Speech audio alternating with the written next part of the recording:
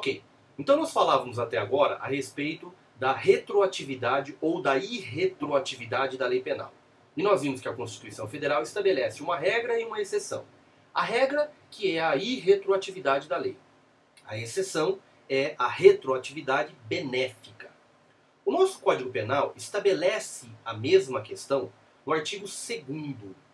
E no artigo 2º do Código Penal, ele cria dois institutos. Ele cria a chamada abolitio criminis, e cria também a novatio legis in melius. Ok? Então vamos analisar um a um. A abolitio criminis, ela é também chamada de novatio legis supressiva de incriminação. Novatio legis supressiva de incriminação. E está prevista no caput do artigo 2º. Está prevista no caput do artigo 2º. O caput do artigo 2º prevê um conceito e uma consequência da abolitio criminis. Então, o caput prevê um conceito e uma consequência da abolitio criminis. Vamos dar uma lida para que vocês possam compreender e vocês acompanhem também no seu Código Penal. Diz o artigo 2º: ninguém pode ser punido por fato que lei posterior deixa de considerar crime, cessando, em virtude dela, a execução e os efeitos penais da sentença condenatória.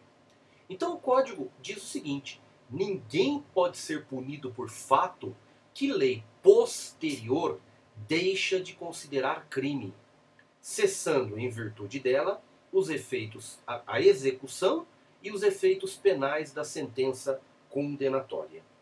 Então, como eu disse, nós temos na abolitio criminis um conceito e uma consequência. Em primeiro lugar, qual é o conceito? O que nós devemos entender por abolitio criminis ou novatio legis supressiva de incriminação? O próprio nome está indicando. É uma nova lei que suprime a incriminação de uma lei anterior. Suprime a incriminação de um fato anterior. Então eu tenho uma lei que regula determinado fato e estabelece que este fato é crime. Vem uma lei posterior e deixa de considerar este fato como criminoso, este fato anterior. Isso se deu com a sedução. Nós tínhamos no Código Penal o artigo 217, que previa o crime de sedução, que para os nossos dias atuais, ele já estava absurdamente revogado. Embora nós não temos no nosso ordenamento jurídico a revogação de crimes de lei por costume, mas na verdade não havia mais sentido nós incriminarmos este crime que se chama sedução. Ele dizia que era crime seduzir mulher virgem, menor de 18 e maior de 14, mantendo com ela a conjunção carnal, aproveitando-se de sua inexperiência ou justificável confiança. Ora, não tem sentido a existência deste crime nos dias atuais. Então veio a Lei 11.106 de 2005, que revogou o artigo 217 do Código Penal. Ora, a Lei 11.106 de 2005 é uma abolitio criminis, porque ela suprimiu a incriminação de um fato anterior. Então, a abolitio criminis, na verdade, é uma nova lei que suprime a incriminação de uma lei anterior. Ok? Este é o conceito que nós temos da abolitio criminis. Ok? A abolitio criminis, ela tem como natureza jurídica, ser uma causa extintiva da punibilidade. O que significa isso? Significa que o Estado perde o direito de punir o agente. O Estado perde o direito de punir. Se o sujeito cometeu um crime, se este sujeito é culpável, para que o Estado possa punir este sujeito, devem existir condições, devem existir situações. E a existência de uma nova lei que suprime a incriminação serve como uma condição que exclui a possibilidade do Estado punir. Então, qual a natureza jurídica da abolitio criminis? A abolitio criminis é uma causa extintiva da punibilidade. Isso é muito importante. Causa extintiva da punibilidade. Ok? Qual é a consequência? Qual é o alcance da abolitio criminis? Então, na primeira parte do caput do artigo 2º, eu tenho um conceito. Ninguém pode ser punido por fato que lei posterior deixa de considerar crime. Este é o conceito da abolitio criminis. Qual é o alcance? Continua o Código Penal na segunda parte do caput do artigo 2º, cessando em virtude dela a execução e os efeitos penais da sentença condenatória. Então eu tenho dois efeitos, duas consequências da abolitio criminis. Ele cessa a execução e depois ele cessa os efeitos penais da sentença condenatória. Quando a lei fala em cessar a execução, significa o seguinte: o processo penal, existem duas espécies de processo penal.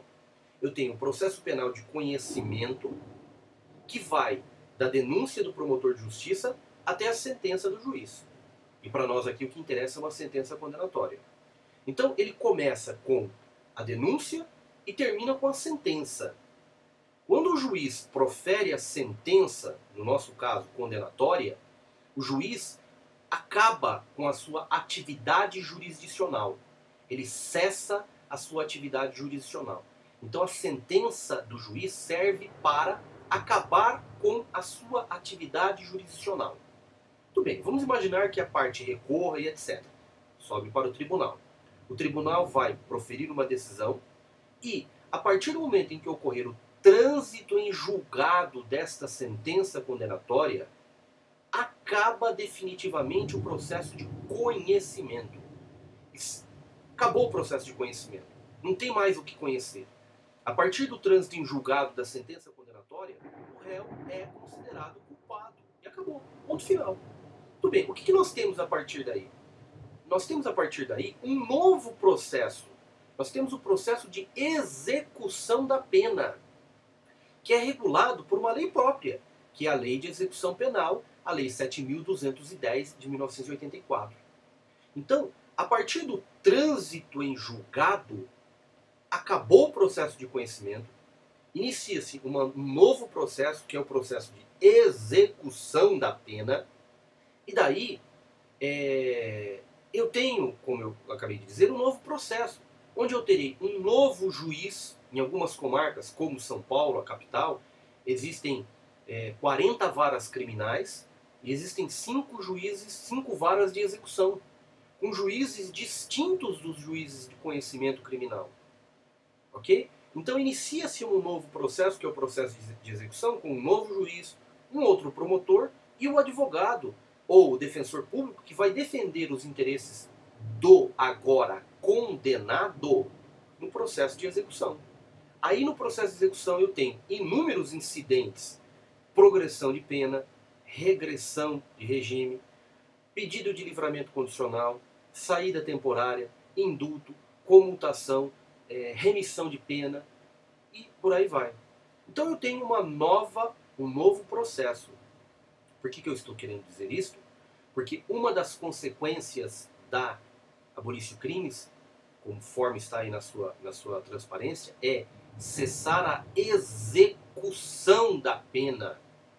Vejam, meus caros, se cessa a execução, significa que o réu está cumprindo pena.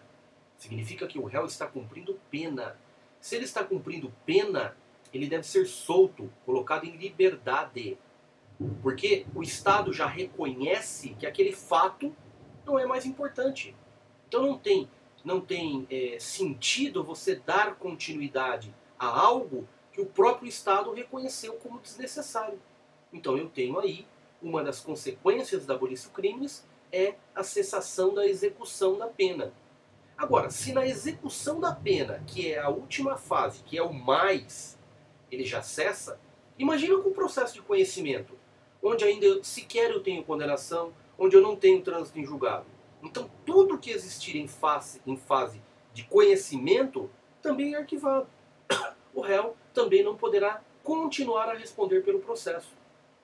Se ele eventualmente estiver preso preventivamente, em prisão em flagrante, se ele estiver preso por prisão temporária, ele deve ser solto e o processo deverá ser arquivado.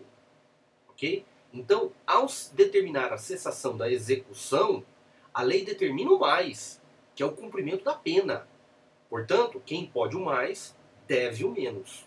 Ok? Se cessa a execução, também deve cessar os efeitos anteriores a ela, que é o processo de conhecimento. Ok? Tudo bem. É o que eu acabei de dizer agora. Exclui todos os efeitos penais. Ok? Agora, também determina a lei penal que seja cessados os efeitos penais da sentença condenatória. Quais são os efeitos penais da sentença condenatória? Os efeitos penais da sentença condenatória são a própria pena, são considerar o réu reincidente, são a suspensão dos direitos políticos, eventualmente se o crime for cometido, por exemplo, na direção de veículo automotor, é a suspensão da CNH. Se o crime for cometido, por exemplo, no exercício de uma profissão, é a suspensão do direito de trabalhar, de exercer a sua profissão. Então, ao determinar que sejam cessados os efeitos da sentença, todos esses efeitos que eu me reportei, reincidência, suspensão dos direitos políticos, CNH, de direitos de exercício de profissão, também cessam. Cessam também. Então o sujeito deixa de ser considerado reincidente, volta a ser primário, ele tem direito à sua CNH, ele tem direito aos seus direitos políticos, ele volta a poder exercer a sua profissão. Porque a Constituição, a lei, aliás, o Código Penal determina que cessem todos os efeitos da sentença condenatória. Ok?